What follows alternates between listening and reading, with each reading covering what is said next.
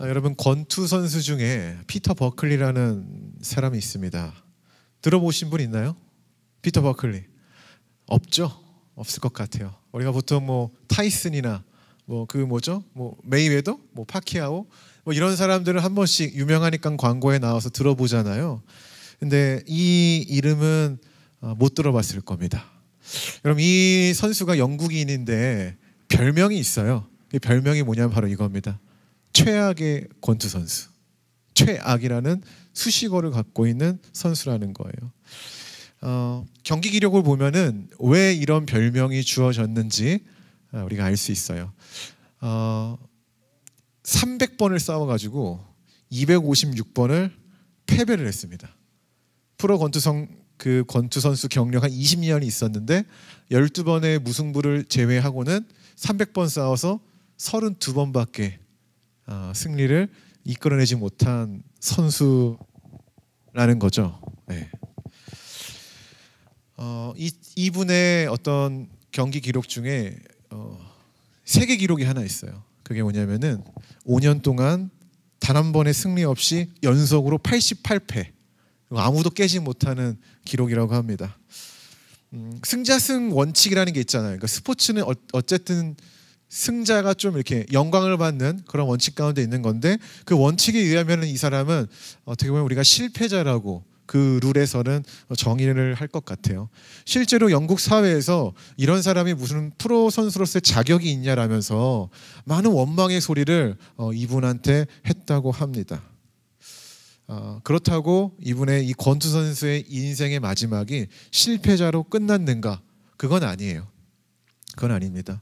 나중에 이 팬들이, 원망을 하던 팬들이 이 원망을 바꾸어서 희망의 소리로 이 선수한테 박수를 하면서 은퇴 경기를 마무리했는데요. 그럼 어떻게 그는 비난을 받던 소리를 희망의 소리로 바꿀 수 있었을까요? 그 이유는 그의 경기 내용을 또 보면은 알 수 있습니다. 이 분의 경기 내용을 보면은 이런 내용이 되게 많아요. 쳐맞고 쓰러지는 내용이 반복입니다. 1라운드, 2라운드, 3라운드가 맞고 쓰러지고 맞고 쓰러지고. 근데 다시 생각하면은 쓰러지면 일어나고 쓰러지면 일어나고, 이런 경기의 반복이었다는 거예요. 그렇게 지고 또 지더라도 중요한 거는 자기가 사랑하는 이 권투를 하기 위해서 도전하고 또 도전했다는 거죠. 이분이 또 이제 그런 게 있었대요.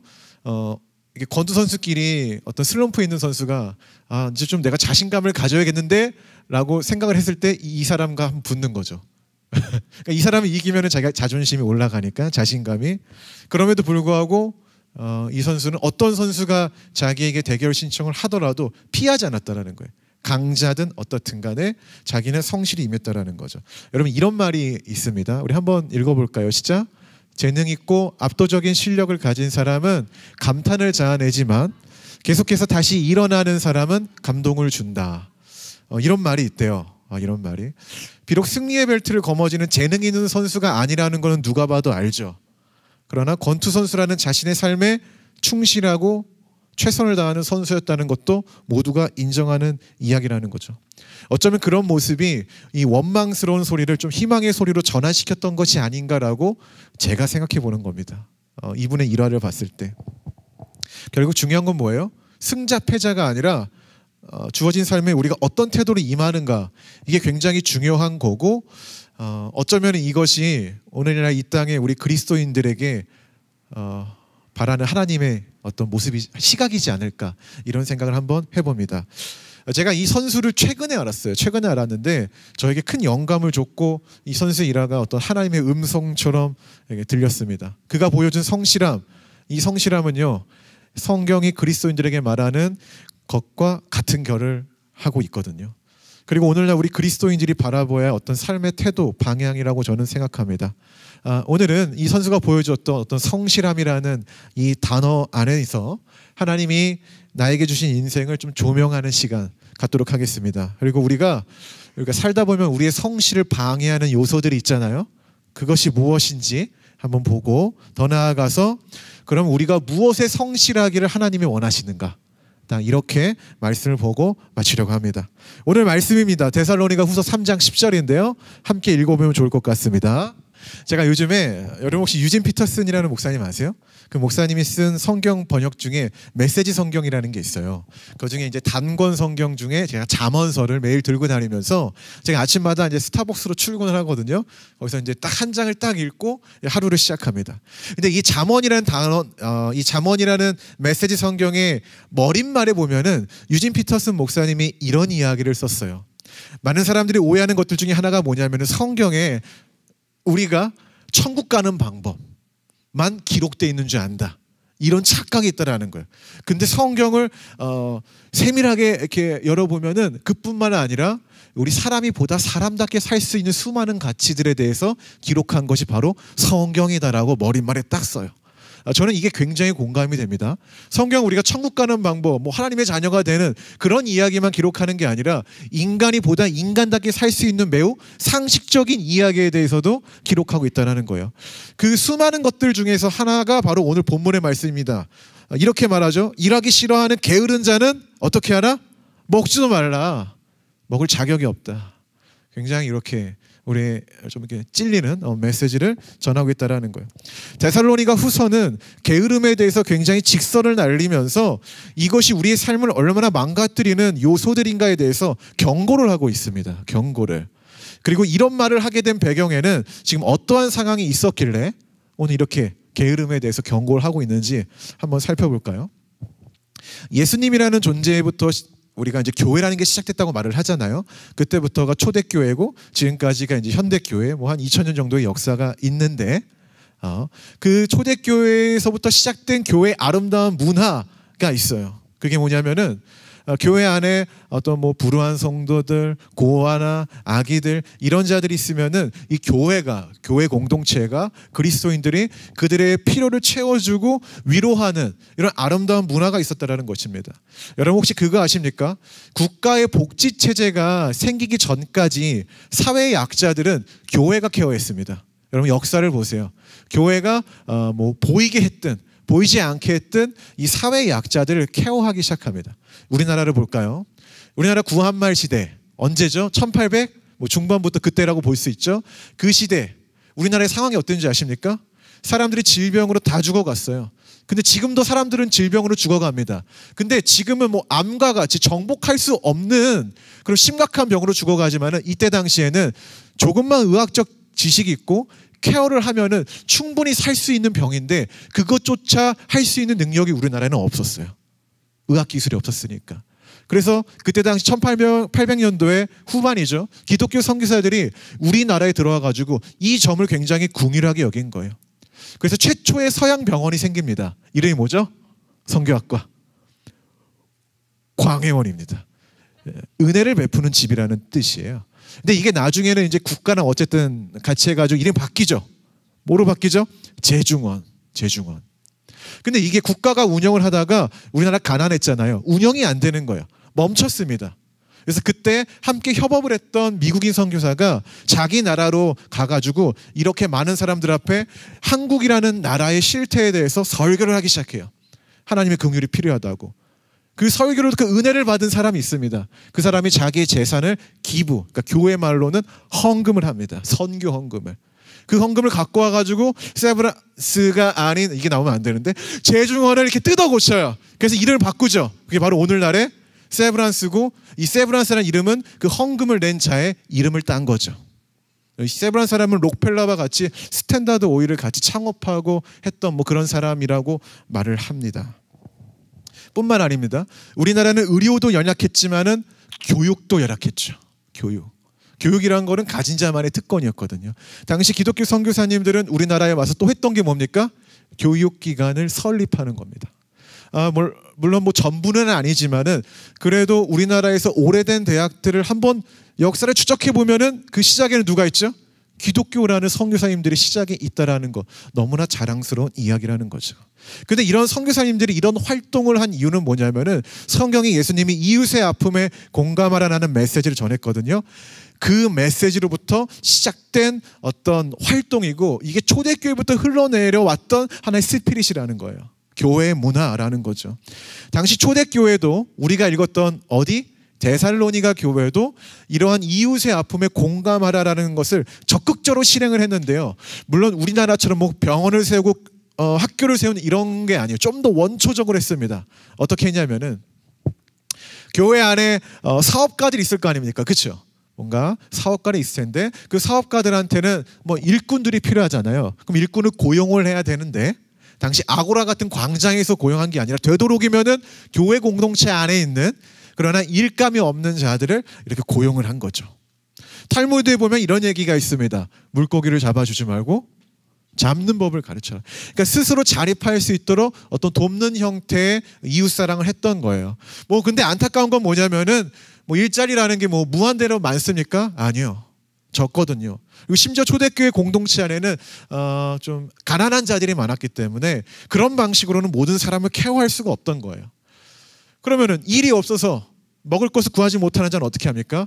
감사하게도 일자리를 얻어서 일을 하고 온 자가 음식을 그들에게 나누어 주고 그들을 위로했던 거죠. 걱정 마. 또다시 기회가 있을 거야. 함께 우리 한번 일어나 보자. 라는 형태의 문화가 이 아름다운 스피릿이 초대교회 안에 있었다라는 거예요. 너무나 아름다운 문화 아닙니까? 근데 너무나 안타까운 건 뭐냐면은 늘 빛이 있으면 뭐가 있죠? 어두운 그림자가 있었다라는 거예요. 이런 것들을 이용한 아주 불성실한 사람들이 있었다라는 거예요. 그래서 그들을 향해 오늘 일하기 싫은 자, 이 게으른 자들 먹지도 말라라 하는 건데 우리가 보통 누구에게 도움을 받으면은 건강한 사람의 상식은 생각은 어떠냐면은 나도 언젠간 이것에 대해서 보답해야겠다. 또는 더 나아가서 내가 도움을 받았으니 나도 나중에는 누군가 돕는 존재가 돼야겠다. 이게 상식인데 일명 불성실한 사람들은 어떻게 했냐? 이런 생각을 가졌죠. 어라? 일을 안 해도 먹고 살 수 있어? 먹을 걸 주네 가만히 있어도? 그냥 내가 이 교회 옆에 기생을 하고 붙어 있으면은 그냥 내가 먹고 살 수 있겠구나. 이러한 사고를 가졌던 거예요. 이러한 사고. 어쩌면 우리 내면 안에도 있는 그런 기생충과 같은 사고들이 이들도 동일하게 있었다라는 거죠. 즉 약한 자를 세우는 아름다운 문화를 이용한 악한 자들이 있었기 때문에 그 악한 자들에게 그러한 사고로 인생을 사는 게 얼마나 더덥고 하나님이 주신 인생이라는 축복을 망가뜨리는 것인지에 대해서 오늘 경고를 하고 있는 거죠. 제가 예전에 지금 목사지만 한 10몇 년 전에 전도사 때 서울에서 전도사를 하던 적이 있었는데 그 시절에 어떠한 50대 신사분이 교회로 이렇게 들어오는 거야. 교회로 굉장히 깔끔하게 머리도 이렇게 딱 넘기고 들어오는 겁니다. 물론 교회 손님이 오면 항상 기분이 좋잖아요. 새 신자인가? 그런 기쁜 마음으로 다가갔는데 이번에 요점은 하나였어. 자기가 지금 상황이 어려우니까 자기를 좀 도와달라는 거였어요. 도와달라. 좀 이렇게 조금만 도와달라. 성경에 보면은 지나가는 나그네에게 뭐 한 잔 대접하라고 하죠. 예수님이 냉수 한 그릇이라도 대접해라 라는 말씀이 있잖아요.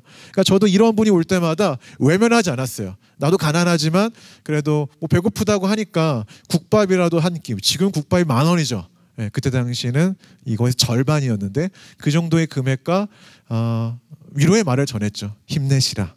힘내시라. 그리고 돌려보냈습니다. 그리고 몇 주 후에 또 왔어요. 그분이. 똑같은 차림과 똑같은 모습으로 똑같은 요구를 하더라고요. 뭐 그럴 수도 있겠다 싶었습니다. 세상이 쉽지 않으니까 똑같이 도움을 드렸습니다. 몇 주가 지나고 또 왔습니다. 똑같이 했죠. 또 몇 주가 지나고 또 왔어요. 약간 주기적인 패턴으로 이렇게 오신다라는 것을 제가 3번쯤 방문했을 때 캐치해냈어요. 그래도 이제 저는 속는 셈 치고 그냥 도와줘야겠다라고 하려고 하는데 제 뒤에 있던 그 60대 집사님이 갑자기 와서 전생 그러지 마시라고 그럼 자기가 상대하겠다 이러면서 갔어요. 근데 어떤 얘기를 하냐 따라가서 들어봤는데 이 60이 넘은 집사님이 이분에게 한 가지 제안을 하더라고요. 어떤 제안이냐? 제 기억엔 이랬습니다.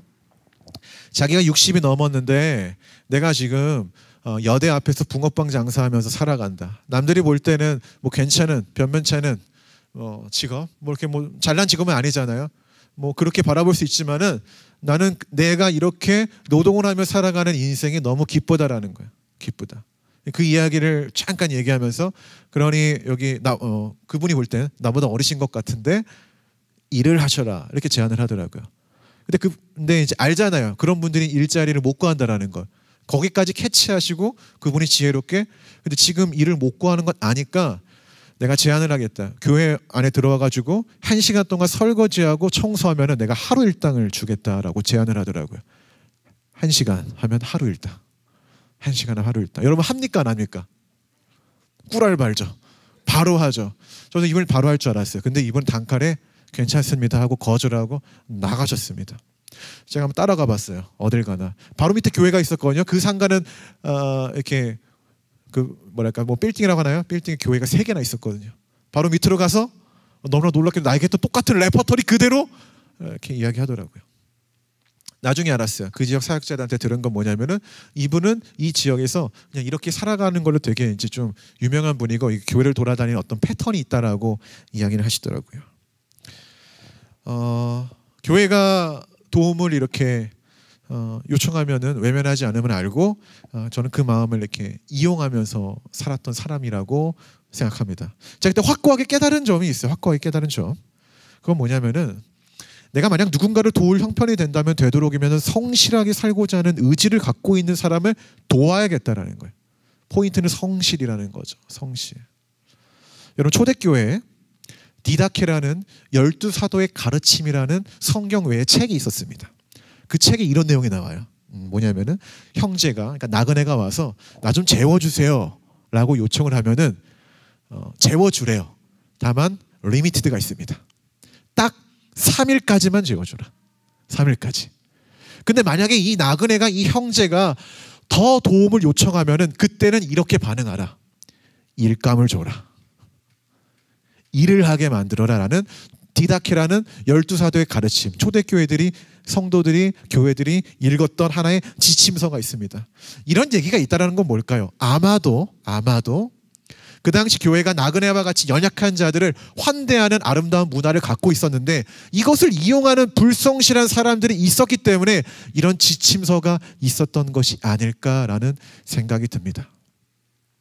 성경은 사람이 사람답게 사는 데 있어서 가장 큰 장애를 게으름이라고 말을 합니다. 잠언 읽어보셨습니까? 잠언. 개미를 보아라. 이 게으름을 여러 가지 어떤 상황으로 굉장히 저격을 해요. 게으름을. 그러면서 인간의 성실함을 얼마나 강조하는지 성경이 자세히 보면 우리가 또 찾아낼 수 있어요. 시편을 보면은 노래잖아요. 하나님이 어떠한 하나님이냐 이렇게 얘기하는데 시편에서 하나님을 이렇게 표현합니다. 함께 읽어볼까요? 시작. 성실하신 하나님. 여기서 저는 너무 감동을 얻었어요. 성공의 하나님이 아니라 성실의 하나님이라고 나와서 좀 너무 감동을 얻었어요. 우리가 보통 성실이라는 단어를 오해하는 게 하나 있습니다. 어떤 거냐면은 그냥 시키는 일을 이게 시키면은 제대로 순종을 해가지고 그것을 꾸준히 하는 사람. 우리 보통 이런 사람을 보고 너 참 성실하구나라고 말을 합니다. 근데 성경이 말하는 성실은 이것보다는 조금 더 뭔가 고차원적인 뜻이 있어요. 히브리어로 성실이라는 단어가 에무나라고 합니다. 에무나. 근데 이게 무슨 뜻이냐면은 꾸준히 반복하다라는 뜻과 동시에 이런 뜻이 있습니다. 확립된 직무를 갖고 하는 거. 확립이라는 게 뭡니까? 이거 확실하다 뭐 이런 거잖아요. 직무는 내가 어떤 해야 되는 일을 뜻하는 건데, 즉 아무 생각 없이 시키는 것만 반복하는 게 성실한 게 아니라 내가 이것을 왜 하는지, 내가 무엇 때문에 하는지를 알고 그걸 의식하고 거기에 꾸준히 행하는 것. 이게 바로 성경이 말하는 성실이라는 거예요. 그러면은 아무거나 그렇게 우리가 명확한 의식을 갖고 열심히 하면은 성실하다고 우리가 말할 수 있나요? 그건 아니겠죠. 여러분, 세상에는 사기를 치기 위해 보통의 사람보다 몇 배나 성실한 사람들이 많습니다. 여러분, 히틀러가요 여러분보다 열심히 살았어요. 아십니까? 히틀러가 여러분보다 잠을 적게 잤어요. 잠을 적게 잤어요. 우리 민수 전사님. 요즘 민수 전사님 저희 교회에서 전도사를 이렇게 딱 세웠거든요. 첫 번째 하는 미션을 제가 줬어요. 아침 9시까지 카페로 출근해라. 이 말은 뭐냐면은 늦잠 자지 말라는 얘기거든요. 지금의 청년 그리스도인들은 굉장히 게으르잖아요. 어떻게 보면 우리는 역사 속에 있는 악인들보다 더 게으를지도 모릅니다. 그러니까 즉 우리가 아무거나 어떤 의식을 갖고 하는 게 성실이 아니라는 거예요. 신약 성경의 성실을 헬라어로 하플루스라고 합니다. 무슨 뜻이 있을까요? 순전하다, 건전하다라는 뜻입니다. 그러니까 우리가 아무거나 반복하는 게 아니라 내가 하는 일이 건전해야 되고 깨끗해야 되는 거예요. 이 방향성이. 또 이 일에 대해서 내가 어떤 명확함, 내가 이거 왜 하는가, 내가 이 땅에서 왜 사는가? 오늘 예배를 드릴 때도 그냥 쿵짝쿵짝 하는 게 아니라 내가 이거 왜 하는가라는 명확한 사고를 갖고 하는 게 성실이라는 뜻인 거죠. 그럼 우리 삶을 한번 생각해 봅시다. 성실하십니까? 매일의 삶에서 어떤 목적을 갖고 그 명확한 마음을 갖고 내가 이걸 왜 하는지 확실히 알고 또한 내가 하는 일이 굉장히 건전하고 그러한 일에 여러분 살아가고 있나요? 물론 성실하게 자신의 삶을 잘 가꾸고 계시는 분도 있겠죠. 하지만 대부분 그렇지 않을 겁니다. 대부분 그렇지 않아요. 물론 이를 너무 부정적으로만 바라보는 저희 삐딱한 시선일 수도 있겠지만 적어도 제 주변의 청년 그리스도인들은 결코 성실하지 않습니다. 네, 저는 그걸 많이 봤습니다. 왜냐하면 제가 그랬거든요. 불과 20년 전, 15년 전에 제가 그랬거든요. 제가. 또한 우리가 또 그러고 싶어서 그런 건 아니에요. 우리가 살다 보면 우리 주변에요, 나의 성실함을 빼앗는 수많은 장애와 요소들이 너무 많다라는 거예요. 너무 많다라는 거. 하나님이 모든 인간에게 동일하게 주신 선물을 우리는 뭐라고 하냐면 시간이라고 말을 하죠. 시간. 어느 누구도 하루 24시간으로 물리성을 초월할 수 있나요? 없죠. 이 물리성은 같아요. 그러나 효율성은 다릅니다. 누구는요, 하루 24시간에 48시간처럼 사는 사람이 있는 반면에 실제로 어떤 누구는 1시간도 정말 제대로 살아내지 못하는 그런 게으른 우리가 있다는 것입니다. 맞지 않습니까? 부정하십니까? 여기에 대해서? 맞잖아요. 솔직히 한번 얘기해 보자라는 거죠. 그럼 이러한 차이가 생기는 이유는 뭘까? 이러한 차이가. 그래서 뇌과학자들은 이렇게 얘기합니다. 집중력의 부재다라고. 집중력의 부재다. 우리 하나 한번 설명해 보시면, 이 책 보신 분 있나요? 봤어요? 네. 작년 한 해 많은 이들에게 읽힌 어떤 책 중에 하나입니다. 이게 도둑맞음 집중력이라는 책인데, 이 책의 내용에 따르면은 우리의 집중력의 실태에 대해서 이렇게 얘기하는 부분이 있어요. 읽으신 분들 좀 끄덕거리는데, 이게 이제 미국 사람이 쓴 책인데, 미국인들 대상으로 도대체 우리의 집중력이 얼마나 될까를 한번 연구를 해봤습니다. 그래서 미국 직장인들의 집중력의 한계가 어디까지냐라고 연구를 했는데 굉장히 말도 안 되는 수치가 나왔어요. 수치 3분이라뇨. 3분을 집중하지 못한 3분 이상을 3분을 뭔가 집중하려고 했을 때 3분이 지나면은, 물론 어느 정도 평균이니까 편차가 있겠지만 다른 걸 한다라는 거죠. 굉장히. 근데 이거 뭐 직장인들의 이야기고, 이게 몇몇 직장인들의 이야기고, 청년들은 어떨까요? 청년 대학생들을 따로 조사했대요. 더 비참하게 나왔어요. 수치가 65초가 나왔습니다. 65초. 이들의 뇌를 조사해 보니까 65초가 지나면 하던 거를 멈추고 딴 거 또 하고, 이거 하다가 딴 거 또 하고, 이런 엄청난 산만함이 있다라는 거야. 그래서 이 저자가 저격을 하는 건 뭐냐면은, 이 현대 사회는 집중력 고갈의 사회다라고 이야기를 하는 거예요. 그와 동시에 말하는 것이 뭐냐면은, 그러한 삶의 실태가 우리의 성실함, 우리의 시간, 우리의 인생을 얼마나 도둑질하고 있는가. 우리가 더 나은 삶을 살 수 있고 더 좋은 가치를 실현할 수 있는 존재들인데, 그러니까 인간이 희망적으로 보는 거죠. 근데 우리의 어떤 삶의 어떠한 루틴들, 우리의 삶의 어떠한 시각들, 이런 것들 조사해 보니까 결코 그럴 수 없다라는 안타까운 이야기를 하고 있는 거예요. 굉장히 공감이 됐습니다. 한 가지 예를 하나 들어볼게요. 저희 교회는 수요 예배가 각자 큐티 나눔으로 진행이 됩니다. 무슨 얘기냐면은, 제가 이렇게 설교하는 게 아니라 돌아가면서 큐티를 하고 오늘 하루 내가 어떻게 살았는지를 이렇게 이야기하는 거예요. 저희 교회 수요 예배 특징. 제가 이거는 절대로 좀 우리 교회 시스템 안에서 버리지 않으려고 하고 있는데, 이번 주 나눔 내용 중에 오늘 찬양을 인도한 박주성 형제의 큐티의 내용 잠깐 얘기할게요. 해도 되죠? 동의하진 않아요. 본인이 회사에 취직을 했습니다. 네, 어느 회사에 다니냐면은 기독교 방송국 CTS에 다녀요. 지금 굉장히 인턴으로 지금 열심히 하고 있는데, 근데 회사를 딱 가고 나서 한 가지 발견했다라는 거예요. 그게 뭐냐면은 우리 회사에 기도실이 있었구나라는 거죠. 그래서 이제 1월 중반부터 나갔나요? 딱 나가서 자기 나름대로의 어떤 영적 로망을 꿈꾼 거예요. 아침 일찍 가서 기도실에 딱 간 다음에 거룩하고 경건하게 내가 하루를 시작하겠다 라는 어떤 영적인 성실함을 자기가 꿈꿨다라는 거예요. 근데 됐습니까? 안 됐습니까? 안 됐대요. 우리는 누구나 이렇게 영적 로망이 있어요. 내가 하루를 하나님과 함께 해야겠다. 그러나 실제에서는 잘 안 돼요. 왜죠? 내가 게으르기도 하고 내가 너무 분주한 인생을 살고 있고 그러다 보니까 이게 잘 안 되는 경우가 많다라는 거죠. 그러니까 본인도 그걸 속상해 하더라고요. 그러면서 자기가 내가 도대체 어디에 시간을 쓰는지 한번 이렇게 조사를 해봤대요. 그러다 하던 얘기가 뭐냐면은 자기가 보니까 인스타그램에 접속해 있는 시간이 하루 평균 65분이라는 거죠. 맞죠? 65분. 네. 더 놀라운 건 뭔지 아십니까? 주성이 형제는 인스타에 아무런 사진도 올리지 않아요. 근데 65분을 하고 있는 거예요. 65분을. 전 되게 놀랐어요. 되게 놀랐습니다. 그 말은 뭡니까? 아무 목적 없이 나의 손가락이 이끄는 대로 내 시간을 그렇게 허비하고 있었다라는 거죠. 본인이 그걸 딱 얘기하죠. 제가 인스타그램 나쁘다는 얘기가 아니에요. 무슨 얘기죠? 아무 목적 없이 나의 인생의 하등의 도움도 안 되는데 우리는 그냥 여기 끌려가고 있다라는 것을 지금 말하고 싶은 겁니다. 주성청년의 나눔을 듣는데 흡사 나의 하루와 너무 같다라는 생각을 했습니다. 우리 모두에게 있는 그런 모습 같은 거죠. 찔림이 생겼다라는 거예요. 뿐만 아니라 우리 주변에는 간단한 예지만은 나의 성실함과 이 시간을 빼앗고 도둑질하는 것들이 꽤 많이 산재되어 있고 안타깝게도 우리는 거기에 맨날 넘어지고 자빠지고 한다라는 거예요. 그래서 하나님이 주신 인생을 제대로 가꾸어서 살지 못하고 있는 게 너무나 안타까운 우리의 현실이다라는 거죠. 아까 데살로니가 이 교회 성도들 중에서 게으른 자들의 이야기가 현재적으로 보면은 나의 이야기와 동일하다는 말을 하고 있는 겁니다. 그럼 포인트는 이거예요. 어떻게 이런 것들로부터 나를 지킬 것인가? 어떻게?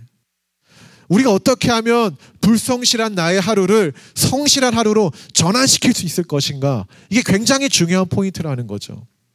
이 질문에 다양한 분야에 있는 사람들이 동일하게 한 말이 있어요. 동일하게 한 말. 그게 뭐냐면은 이렇게 말하더군요. 삶의 목적을 분명하게 하는 수밖에 없다라는 거예요. 모든 인간은 다 이런 유혹 가운데 있지만은 이것을 내가 떨쳐내려면은 내가 왜 살아야 하는지 그 삶의 목적을 분명하게 하는 것, 하루하루 매일매일 그 수밖에 없다라는 거예요. 더 나아가서 어떤 사람들은 하루에 아침에 일어났을 때 내가 오늘을 왜 살아가야 되는지를 짧게 기록을 한다라는 거죠.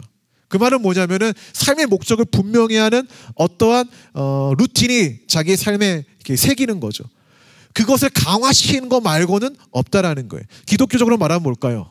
내가 하나님의 자녀로서 이 땅에서 무엇을 하며 살아가야 되는지에 관련된 이런 의식을 뚜렷하게 하는 것, 굉장히 짙게 하는 것, 이 수밖에 없다라는 겁니다. 그 외에 방법이 하나 더 있대요. 이건 뭐 기독교적인 방법이 아닐 수도 있는데 제가 책에서 본 내용인데 이 책 말고 다른 책 제티슨이라는 걸 해야 되는데요. 들어보셨습니까? 제티슨? 이게 뭐냐면은 비행기가 날아가거나 배가 이렇게 가다가 사고를 당해요. 그때 어떻게 해서 살아야 되지 않습니까? 살아야 하기 위해서 비행기가 연료를 버리고 착륙 시도를 하는 것, 또는 배가 침몰을 하고 있으니까 가장 무거운 것, 무가치한 물건들을 버리는 것을 제티슨이라고 하는 거죠. 이걸 우리 삶에 적용을 하면 똑같다라는 거예요. 우리가 분명한 삶의 목적이 있지 않겠습니까? 그리스도인이라면 그리스도인에서 삶의 목적이 있을 거예요. 그렇게 우리가 인생을 나아가는 데 있어서 나를 침몰시키는 어떤 상황이 발생됐을 때는 무가치한 것, 하등에 쓸모없는 것, 이런 것들을 우리 삶에서 버리는 것, 그게 바로 제티슨이라는 거고, 그걸 실행했을 때 우리 도둑맞은 시간들을 우리가 되찾을 수 있다라고 말을 하는 것입니다. 다시 성경으로 돌아가 볼까요? 데살로니가 후서를 우리가 읽었잖아요. 당시 데살로니가 교회 모든 사람들이 게을렀던 건 아니에요. 좀 빨리 틀어주셨는데 이 전반부에 보면은 사도들이 이 사람들을 이렇게 칭찬합니다. 한번 읽어봅시다. 시작. 본이 되는 삶이라고 얘기해요. 본이 되는 삶. 이게 쉽지 않은 삶이에요. 굉장히 쉽지 않은 삶. 근데 그 성경을 보면은 이들이 어떻게 본이 될 수 있었는가에 대해서 잠깐 기록을 합니다. 근데 거기 그 다음에 뭐라고 나오는지 아십니까? 이렇게 나와요. 너희가 우상을 버렸도다. 그래서 본이 되었다라고 말을 해요. 제티슨을 한 거죠. 당시 세계 사람들에게서 우상이란 건 뭐냐면은 자기의 인생을 책임져주는 어떠한 존재로 여겼어요. 근데 중요한 건 뭐냐면은 데살로니가의 일부 성도들은 하나님을 알고 나서 그것은 허상이라고 알게 된 거예요. 뭐 아무런 필요가 없는 거네. 바울이 우상을 허상이라고 말을 하잖아요. 그렇게 배우고 나서 보니까 나의 인생을 견인하고 나의 인생을 책임져 줄 것 같은 그런 우상은 허상이라는 것을 알았던 거죠. 그래서 어떻게 했습니까? 그 허상을 자기들의 삶에서 도려내버립니다. 당시 사람들이 우상의 성전에 가가지고 얼마나 많은 재물과 시간을 빼앗겼는지 아십니까? 근데 데살로니가 성도들은 그것을 하지 않았다라는 거예요. 제티스를 했다라는 거죠. 그래서 이들이 믿음의 본이 되는 사람들로 나아갈 수 있었다라는 거죠. 여기서 우리가 한 가지 단초를 생각해보면 아까 말한 것처럼 여러분 삶에서도 여러분의 삶을 견인하는 허상과 같은 것들이 있을 거예요. 근데 그 허상인 줄 몰라가지고 우리는 끌려다니는 거죠, 계속. 근데 성경이 말하는 것은 그것을 버려야만 우리가 정말 믿음의 본이 되는 사람으로 나아갈 수 있다고 말을 하는 거예요. 이때 당시 사람들에게는 그 허상이 우상이었지만은 오늘날의 현대인 그리스도인에게는 전혀 다른 것이 될 수 있겠죠. 그거는 스스로 각자 하나님 앞에서 기도하면서 찾아내야 되는 거죠. 스스로가. 굉장히 놀라운 거는 제가 지적하면 잘 안 고치는데 스스로 깨달으면 고치더라고요. 이게 주님의 은혜인 거죠. 여러분 오늘 이 자리 기도하면서 스스로 찾기 바랍니다. 하나님은 우리가 이 땅에서요, 다음 성실하게 살아가기를 원하십니다. 믿으십니까? 저는 이 말에 어느 누구도 제동을 걸 수 없다고 봅니다. 열심히 살지 않아도 된다. 대충 살아라. 가끔 이렇게 위로하는 설교가 나오는데 저는 그게 과연 성경적인 설교인가 생각해 봅니다. 하나님이 얼마나 우리를 구원하시기에 부지런하셨나요? 쉬지 않으시는 하나님이라고 나와요. 성실하신 하나님이라고 나온다고요. 하나님이 우리에게 그런 모습을 보여줬는데 너는 대충 살아라? 열심히 살지 않아도 된다? 이렇게 말을 하는 게 과연 성경적일까요? 물론 힘든 자에게, 케이스 바이 케이스, 힘든 자에게는 그렇게 말할 수 있지만은 보통의 사람에게 그렇게 말하는 거는 결코 성경적인 이야기가 아니라는 거죠. 그건 주님의 음성이 아닙니다. 그렇다면은 주님은 우리가 무엇에 성실하며 살아가기를 원하실까요? 성경에 뭐라고 나올까요? 예레미야에 보면은 이렇게 나옵니다. 하나님의 말씀을 전하는 것에 성실히 하라고 예레미야에 나와요. 이는 선지자한테 사실 한 말이죠. 예레미야 선지자한테. 근데 이걸 오늘날의 이야기로 한번 바꿔볼까요? 이렇게 바꿀 수 있지 않겠습니까? 예수 그리스도의 가르침대로 살아가는 것, 그것에 성실해라 라고 우리가 좀 해석을 할 수 있지 않을까요? 또한 로마서에서는 너희가 무엇에 성실해야 되는가라는 주제에 대해서 아주 짤막하게 이렇게 얘기를 해요. 너희는 구제하는 일에 성실하라. 구제하는 일에 성실하라. 긍휼한 마음을 갖고 약자의 삶을 보살피는데 성실하라. 잠언에는 이런 말씀이 있습니다. 제가 페이스북에 이번 주 올린 말씀인데 이거 좀 볼게요. 도움이 필요한 사람이 있거든. 그를 외면하지 말라. 그에게 내 손이 하나님의 손이다. 하나님이 성경을 통해서 우리의 성실을 요구하는 영역은 딱 두 가지입니다. 이 두 가지는 하나로 귀결되죠. 하나님을 사랑하는 거고 이웃을 사랑하는 것. 우리에게 요구하시는 성실의 영역은 바로 이 영역이라는 것입니다. 이것은 모든 그리스도인에게 주신 하나님 비전이고 하나님의 사명인 거예요. 사명이라는 것이 내가 어떤 사람이 되자 이런 차원이 아니라 하나님 말씀대로 살아가는 게 우리의 사명이지 않겠습니까?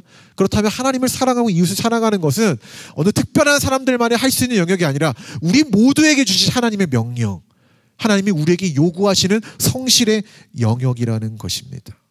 저는 여러분이 그리고 우리가 이런 삶을 사는데 누구보다도 성실한 자가 되기를 바랍니다.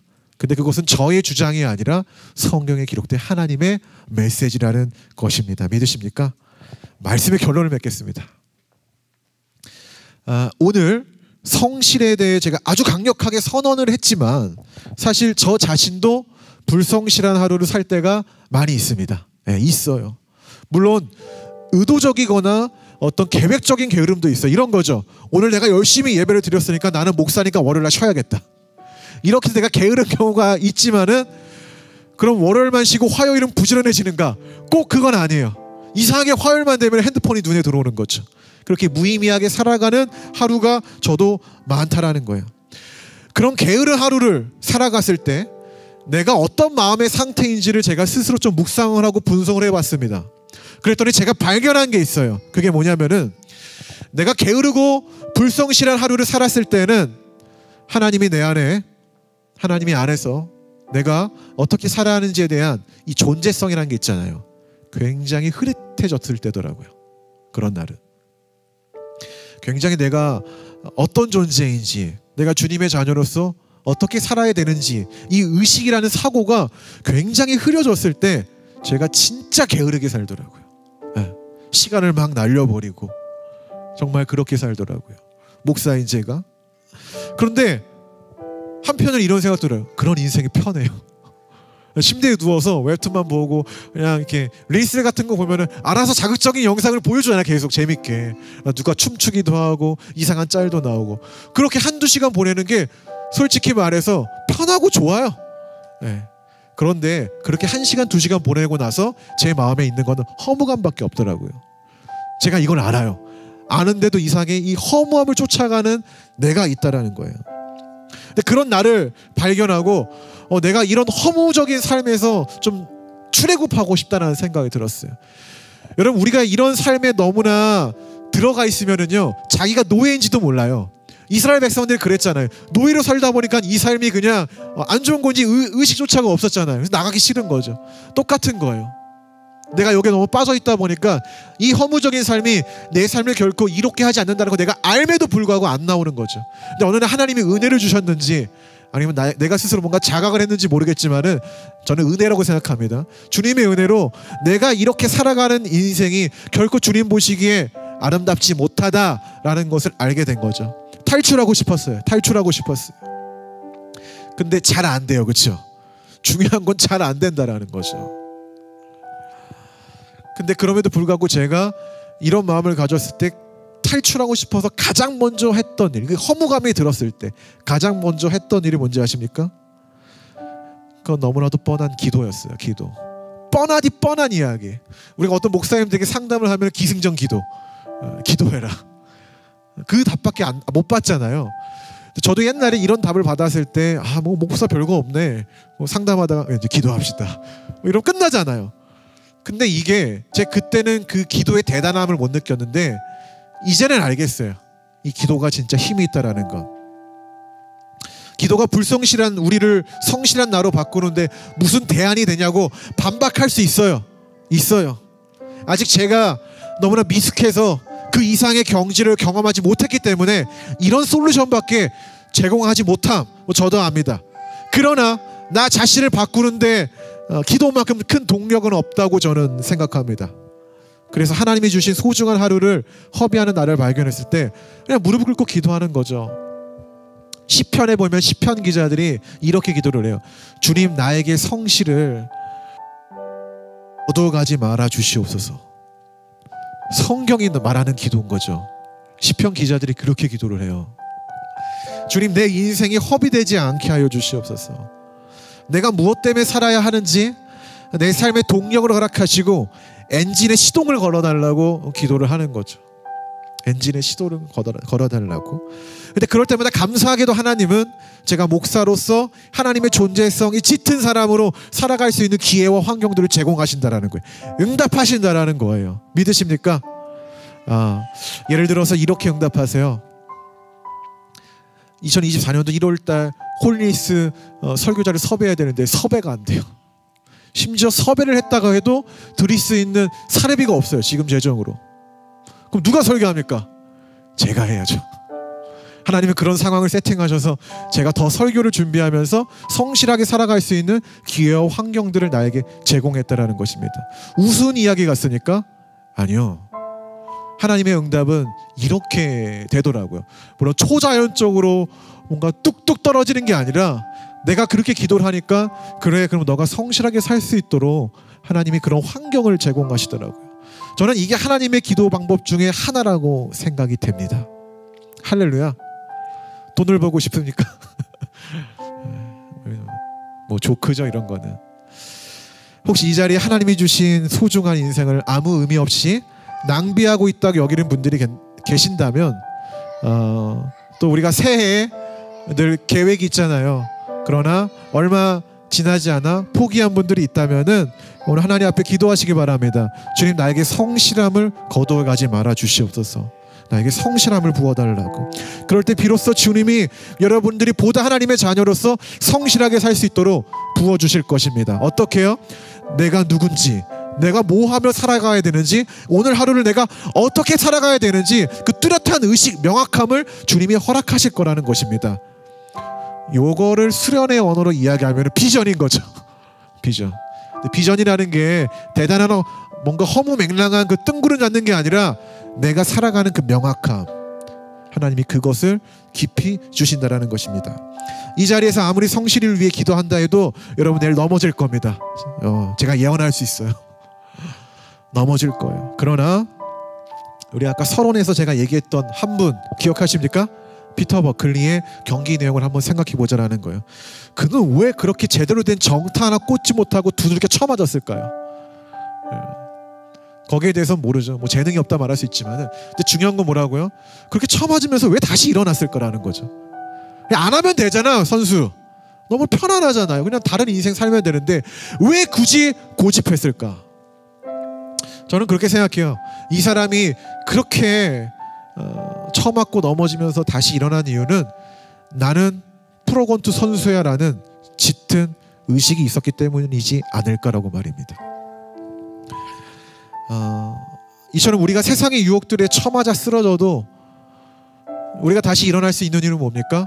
나는 하나님의 자녀라는 뚜렷한 의식이 우리 안에 있기 때문에 다시 일어나는 거예요. 다시 일어나는 거.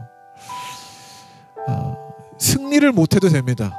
너무나 감사한 건 하나님이 우리에게 성공해라 라고 명령하지 않고 성실해라 라고 말씀하신다는 것.